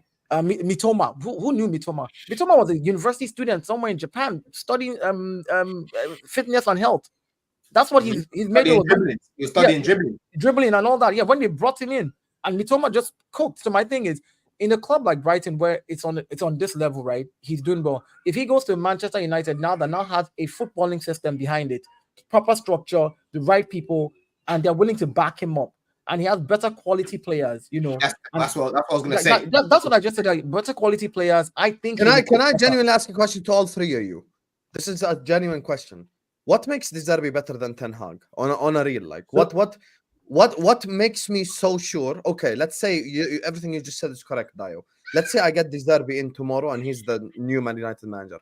How do I know for a fact it's an upgrade? me of back Ten up. Hag? Let me answer that. Okay, so let me answer that real quick. The reason I'm not saying he's better than Ten Hag. The reason I would go for a Zerbi is this. I'm Ineos have come in. I'm changing the entire system. Ten Hag was here already. There's been all these back and forth, and he bought some players that we don't like now. The Anthony's, the this. I want to clear out that entire. Like, I literally want to start afresh.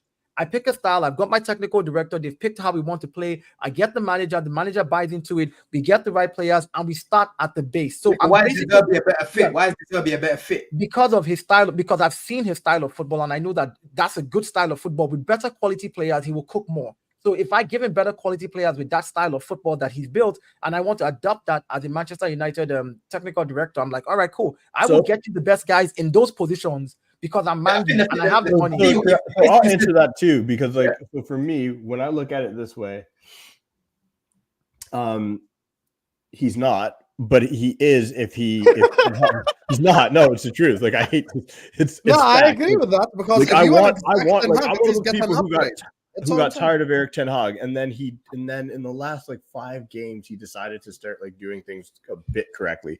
The problem with Ten Hag, my biggest problem with Ten Hag keeping him around is we conceded, I think, basically an average of like 15 shots a game, something crazy that like that it could never be sustainable, could never in any world be sustainable. And it's like the main stat that stands out to me where it's like that's where he has to go. But outside of that, if Erik Ten Hag, let's just say this, decided to be like, oh, actually, I can play the football I was playing at Ajax. And, I no longer have power to buy players like Anthony. And I've got to work with so-and-so players. And I've got to shake Jaden's hand. Never going to happen. But any of those things, then you keep Ten Hag for another year. There's no reason not to. He's under contract. You basically are showing the rest of the world, you're saying, you know what? We did our review. There's nobody out there that stood out.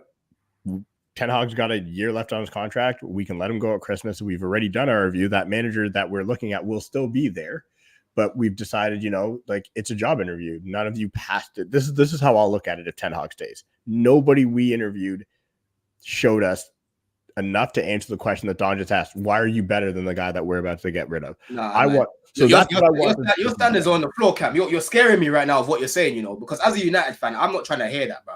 Yeah. Because Hussam asked, why is De Zerbi a better option than Hag right now? Me. And with De Zerbi, he is not a guy that's going to come in and drop his principles. Ten Hag sold your fan base a dream. You lot thought he was going to come in and play this possession style football that he was playing at Ajax. He comes here and he basically said he's not going to do that. But why did we think that? How do you trust He didn't say that.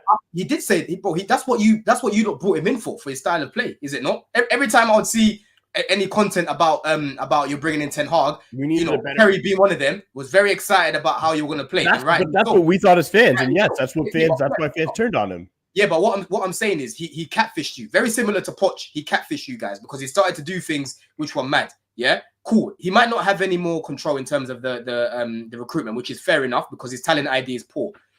Going to sign Mason Mount, yeah, because he wanted him at Vitesse.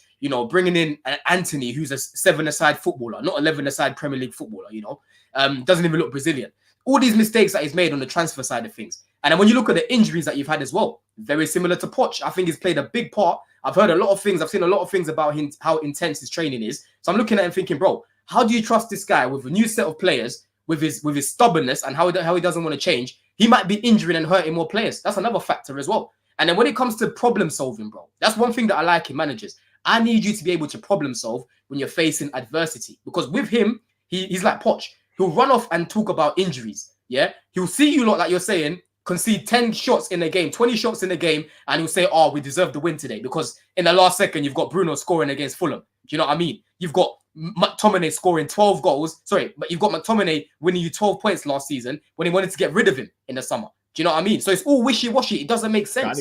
So for me, I'm looking at Ten Hag. I'm thinking, bro, I would not trust this guy to go in with what you're trying to build at the minute. Because once again, similar to Poch, he does not fit what you're trying to do going forward. You can't trust this guy to change the style of play, bro. I need to challenge Don's point here. Genuine question to you, Don. So now, do you agree that United have fixed their structure up top, like the people behind the desks and all that? Bro, Dan Ashworth, Wilcox. It's a step in the right direction to bring in a football structure, but until they start to implement things, we don't know. No, that's fair. Okay, but let me tell you this: if those guys go to Ten Hag and go like, just be the team coach. Don't make any more transfer suggestions. We don't want to hear your transfer suggestions. We don't want you to sign any players. Just be the coach on the football pitch. You don't think that he could coach this team to a top 4 finish and to maybe a Europa League, stuff like Bro, Sam, go speak to any Ajax fans about Ten Hag. They all say the same thing about him. He is very stubborn. Yeah, very, very stubborn. And I can see him basically butting heads with the new owners and what they're trying to do. Do you know what I'm saying? And for me, like I've said, I don't see a world with Ten Hag where United don't suffer with their injury. We're asking. It's not about let's not assume he's stubborn. We're saying he is stubborn. No, he is very stubborn. Listen, what we're saying is, that's why the to if keep his is job, there. he won't have to. That's why the if is there. The question is, you see why they call Don press resistant? Like, listen, he ignores the question. Don, You're such a fraud. I don't see it, bro. It's very hard for me to see it. Okay, but if he doesn't get involved, if they say, listen, you're just going to be coach, don't recommend a single player, don't open your mouth when it comes to transfer. That's good, but there's more than that though, Hissan. No, but the question is not about more than that. It's a question. It's a question. The question is, if the guy changes his mind and says, you know what, I'm willing to change. I want to keep my job at Man U. I'm just going to be a coach. I'm just going to be a coach. If he changes, listen, so Don, the question is, do you think he has the capacity and the ability as a coach, as a manager, to coach this team if they give him the right players to a top 4 finish? It's a simple question. Nobody's saying whether he's stubborn or not, or he's not stubborn, or we're not going to speak into his mind. People change. Change is the one thing that is constant in life. You change every day. Yeah, to be honest with you, it's a difficult. It all depends on, again, the quality that they bring in, and the personnel that they bring in. Because even in that first season when they won the Carabao Cup, bro, I saw a lot of red flags. A lot of red flags in that season. I thought, yo, this guy started off all right. Remember when he was making subs, Cam, at the beginning? All the subs were working, and everyone was looking at Ten Hag and thinking, yo, this is Heisenberg. And then it got to a point. 2 games. But then it got to a point where I'm thinking, yo, why are you not using your squad more? You know, Rashford ended up getting injured. Martinez ended up getting injured. Cool, he might not have trusted everyone else. That's where, as a manager, you got to try and get the best out of your players. That's what Tuchel did when he came Chelsea. Our team, no one hold on, Cam. That team that Tuchel had, no one expected that team to win the Champions League. But what he did was he came in authority and he squeezed as much as he could from these guys. That's what Ten Hag should have been doing. I don't see Ten Hag developing a lot of players, in my opinion. I just don't see it, bro. I don't see it because I don't think criticism. So let me challenge that. Let me challenge that. That's fair.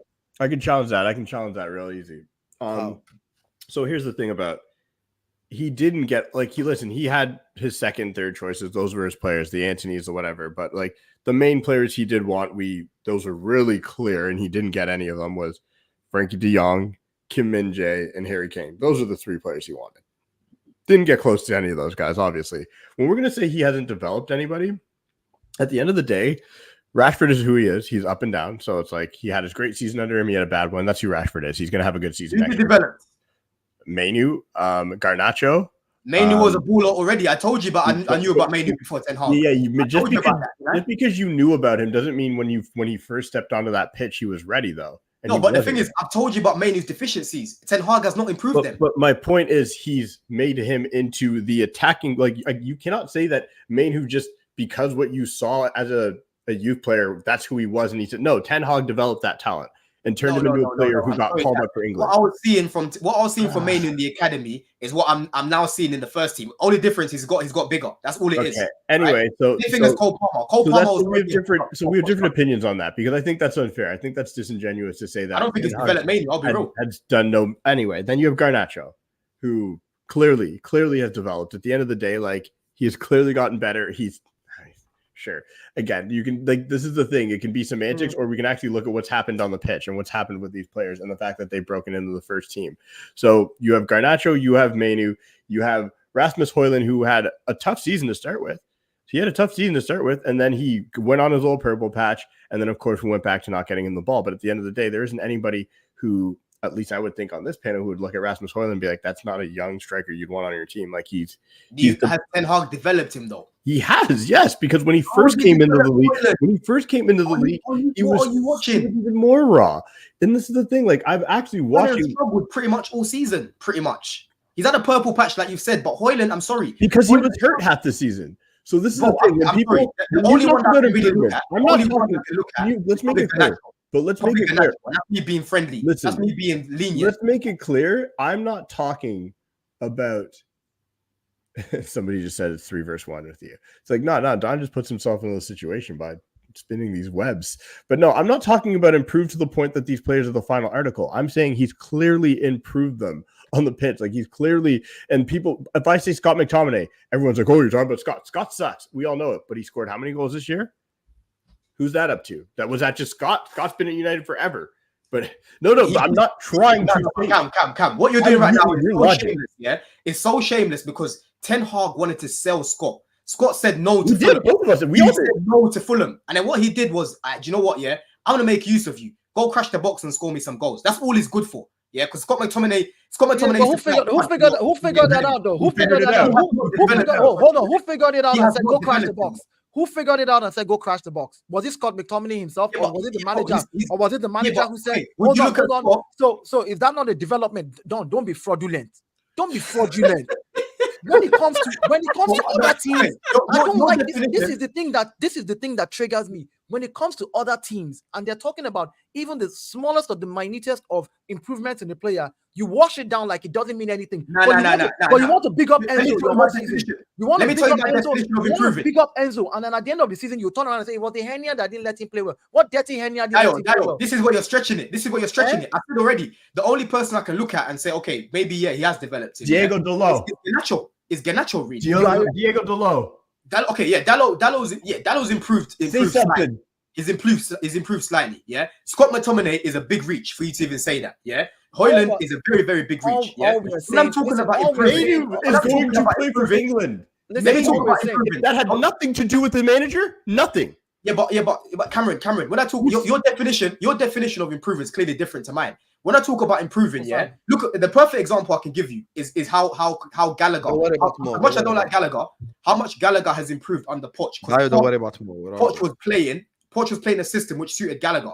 But when I look around my team, there's not many guys that Poch really develops like that, bro. I'll be real. And it's a similar Don, what is your level? What is your definition of development? What we're talking about. See, Don, this is what I don't like you're doing. You're applying one definition and level of development across the board. You were talking about, okay, hear me out. Did you know Maino last season? Not the season that the season before that. No, hold on, the season before that, right? I've known about Maino for years. Hold on. Did you know the season before this, right? Did you know that Scott McTominay could crash the box? I knew about Scott McTominay playing. Did you know he could crash the box and score as many goals? Did you think he would ever be able to tell me you knew that? That's always been his best. I know, but did you think he was? Just yes or no. It's a yes or no. I want a yes or no. I'm going somewhere. I don't want to waste time. Yes, there we go. Yes, I'll tell you. Yes, I did know that. Basically, you're saying that you knew that Scott McTominay could crash the box and score. Yes. Scott, give the GA that he gave. You knew Maino before Maino appeared, and you knew that Maino was that good. So Maino has not improved. Maino is still the same Maino that you knew 2 years ago. He hasn't improved at all, right? I'm seeing the same level of quality I was seeing when I was level of quality 2 years ago. Okay, good. So all you are saying is that Erik ten Hag has done nothing this season. He's developed no players in Manchester United. I think Garnacho was the closest.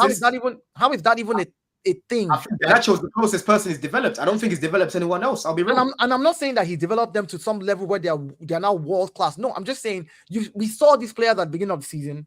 Some of them we saw from last season, and this season I can see certain improvements. Even though the team was bad, I could see improvements. For example, as bad as Chelsea was this season, just like last season, you were terrible. You were 12th, or was it 13th last season? As bad as you were this season, there were some of your players, some of the new ones who started last season, who you could see the improvement. You could see it in them. And it was okay to say, oh, you know what, this person has, under Poch, this person improved a little bit, but not good enough still.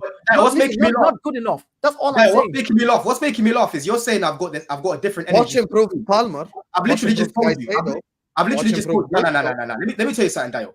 You're saying that I've got a different energy when it comes to my team. I've just proven you wrong, because I've had conversations with many Chelsea fans this season, about who I think Poch has actually developed, And for me, the main guy that he's developed and improved is Conor Gallagher, because I've spoken about how I've actually seen improvements from Gallagher in comparison to what I saw before. That's how I. Don't. You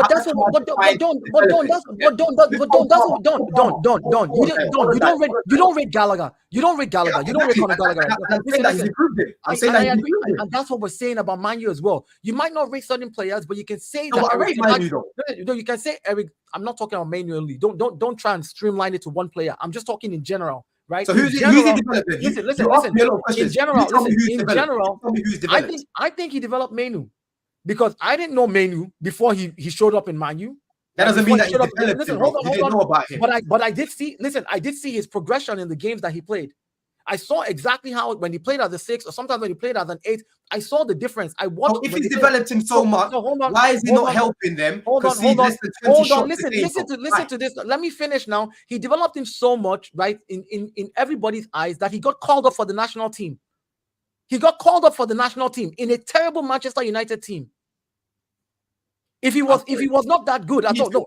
Answer the question. Like you will say, now you're mute. Now you're mute. No, I'm mute because I'm have the same energy when you Gallagher was developed under Poch. I don't like Poch. I don't like your club. I don't like your team. But I saw Conor Gallagher develop. You're saying it like as if I'm slandering. You're saying it's not just him, by the way. Just to finish up, when it comes to other what people, you're trying to do, you're trying to make it sound like I'm slandering the players. I'm actually, if anything, I'm actually bigging the players up more than I'm bigging slandering the coach. That's what I'm saying. You're slandering Erik Ten Hag. This is not about the players. This is because about the point that I mentioned before is I don't see Ten Hag developing many players. That's why, because Husam's asking me should he stay in a job. Basically, I'm saying if I'm a United fan, these are one of the things that I'm looking at. I don't see what's his name, Ten Hag developing many players. In my opinion, long term. You've got a different opinion to me, fair enough. But like I've said, our definitions of developing are clearly different because you're saying, oh, he's developed Maino because I didn't know about him. To me, that's not what developing means. That's not what I said. That's not what I said. You didn't hear the other part. You conveniently have chosen to pick the first thing I said, which is I didn't know about Maino. And then when I started to watch him play, which is what I said in the 4-5 games, hold on. I saw anyone that watches United in the academy, they will tell you Maino was born in the same way. I'm saying to you that from when I saw Maino play up until the end of the season, I could steadily see improvement in certain parts of his games. And I was like, you know what? This kid is the truth. He does have talent. Like you could see the talent and you could see him actually use it. There were games where he could have done something where he didn't do. In the next game, he tried it and he did it. Ball carrying, shooting from outside. There was many times where he could have shot from outside in the first couple of games. Maino did not shoot. And then later on, you saw him and you're like, oh, he has it in his arsenal. Of course, the manager would have said to him, when you get a chance now, we've seen you do it in practice, take a shot. All I'm saying is don't take away from people the little that they have added to other people's careers because you want to banter. Because Poch, as terrible as you guys say Poch was, Poch developed a lot of your players in your team. No, he didn't, bro. He just gave them a platform. That's not developing, Dayo. That's not you. That's what I'm saying. You're getting You're not. I hear you. You know what? Erik Ten Hag has developed nobody in Manchester United. Poch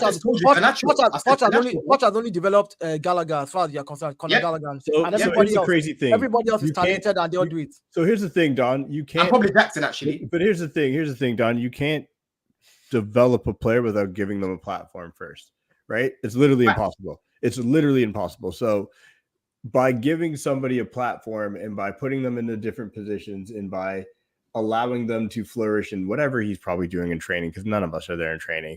Like at the end of the day, I saw Maino's first few games as a United fan, and I was not super impressed right off the bat. I was like, okay, let's wait and see. And then he developed into the player he is right now. And this goes back to the conversation where he was saying he carried us. I'm not saying I get what he meant. He didn't carry us literally, but it's by you saw when we didn't have Maino in our team, how much worse we were. It was like when you have a player he's a very good player. But when you have players that impactful at that age, you cannot say that player that you saw in the academy, you're being super disingenuous if you're going to say that player that you saw in the academy would have walked into Man United after having no development from a coach, be that impactful, be able to have the calm and the poise to look off a keeper and score a FA Cup winner, to be able to dribble through 6 players and score a winner in the Wolves, and to have the coach to have zero involvement in that. Like that is what you have said. And I think that is the argument that we're breaking down, is that you were saying, and I am not, for the record, I am not Erik Ten Hag in. That is the crazy thing. You're making me seem like it. That's the thing, Hussam. No, I'm telling them what I think of this guy. My point is that's go ahead. But my point is, you cannot then now say that this dude has not been developed, and not just Maino. Like there's other players. Like listen, Diego Dalot, Jose Mourinho said when he bought him, he's going to be one of the best right backs, especially at that age. We sent him to AC Milan. He came back. He didn't look that great his first year back from AC Milan, so you can't even be like, ooh, that player, that coach developed him. Then Erik Ten Hag got a hold of him. He's played him on the left. He's played him on the right. And all of a sudden, Erik ten Hag has turned Diego Dalot into Man United's player of the season. So I hear you when you say like, oh, he's like, you know, the worries we should be worried about is like he hasn't developed the whole team, this or that. But to say he's not developed any of our players, and I'm not even going to get into Garnacho because that's a stupid argument. I gave him Garnacho. I'm saying he's developed three of our youngest players, three of the players who will be in our team for hopefully the next. These are the players that need to stay in our team for the next decade. For you to say he hasn't developed them that's just like you're hating, and that's fine. I'm okay with it. But like you gotta at some point be like, all right, yeah, I'm just straight hating here. Like that's what you're doing. And I don't want Erik ten Hag to stay. Like, but I'm saying like for you to think that our board would look at it, go through this interview process and say there's a clear-cut better manager out there unfortunately isn't, which is why it's taking so long. Like, yes, and that's the point. Listen, that's the point I want to end with. We don't want to go for too long because Dayo has to go as well, do Rivals Rumble. We're going to be redirecting there. So don't worry about it. Mo can hold that for the lateness as well. He can hold that.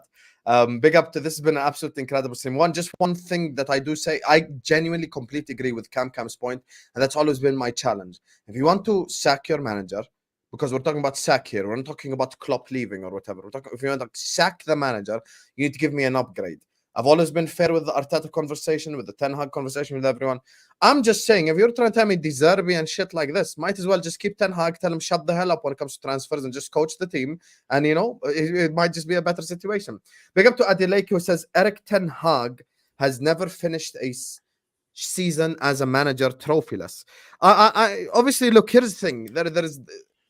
There's two schools of thought here. There's the development progression schools of thought, which now Don has to be by definition a part of it, and so does Lewis because of the whole, you know, Maresca thing. They're doing their Arteta basically project, so they have to, you know, kind of do that. But with Ten Hag, he has won an FA Cup. That doesn't excuse finishing 8th in the league. That doesn't excuse having a -1 goal difference. I've always maintained Ten Hag has warranted a sack, 100%. But when you start throwing out names like Zerbi, respectfully, Potter, Southgate, blah, blah, blah, they're not really an upgrade, are they? So that's all I'm saying. We want to get rid of the guy, at least upgrade. Or get Semeril River. That's all I've ever said. Big up my guy, LFC Aaron. Thank you so much. Who says, I've been watching Liverpool for 40 years. Hussam is the realest Liverpool fan. I've been watching YouTube. The guy's 100% verified. I actually learned from H at what he says. I appreciate you, my guy, Aaron. You telling me stuff like that is honestly an incredible compliment. I appreciate you so much, my brother.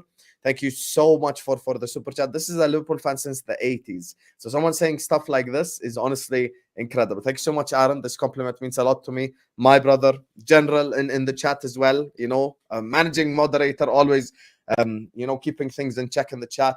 Big up to you, my guy, Aaron. And listen, I did one video where I done a Liverpool all-time 11. Aaron's been a fan since the 80s. He came in, he's like, Hussam, you're certified. He thought I was going to do the Salah, Mane, Henderson thing. He didn't know I was going to bring up Ray Clemens and Bruce Grobbelaar and Alan Hansen. I know my club, man. I've been supporting them since I was a kid. Listen, big up to Aaron. Big up to Adeleke, Gilno, Daniel, C, Faisal, Mr. Chelsea, Blaze, Kat, Sheik, and Joe for the super chats. Big up to every single super chatter. Thank you guys so much for always supporting the channel, always showing us love. We are ending this stream on 700 people. We're going to be redirecting to Footy Judge Mo, who will start Rivals Rumble. Make sure you guys go follow Cam on his Twitter right here, C_low77, and it's in the description. Make sure you guys go subscribe to Don's channel. You know, Don CFC, it's in the description. Banter on the Pitch is also in the description. Go subscribe to all 3 channels. Go subscribe to Let me just say something before I go as well, bro. Make sure you subscribe to everyone's channel here. Guys like John, don't come with that talk, please, about slap this, and you ain't gonna slap no one. If you got an issue, DM me, my bro, innit? But you ain't gonna do nothing to no one. So relax yourself. We're talking football here, bruv. You're not gonna slap no one. Relax yourself, innit? Do you know what I'm saying? Who's that? Who's slapping John who? James. Who's slapping who? John, calm down, James, bro. That's some weirdo in the chat, bro. John, how many times did I call you? If I appear in your sleep, slap who, bro? It's crazy. Guy, you go fear. If I show for your sleep, you go fear. I they tell you now. May you park well, look. If you don't get it, forget about it, John.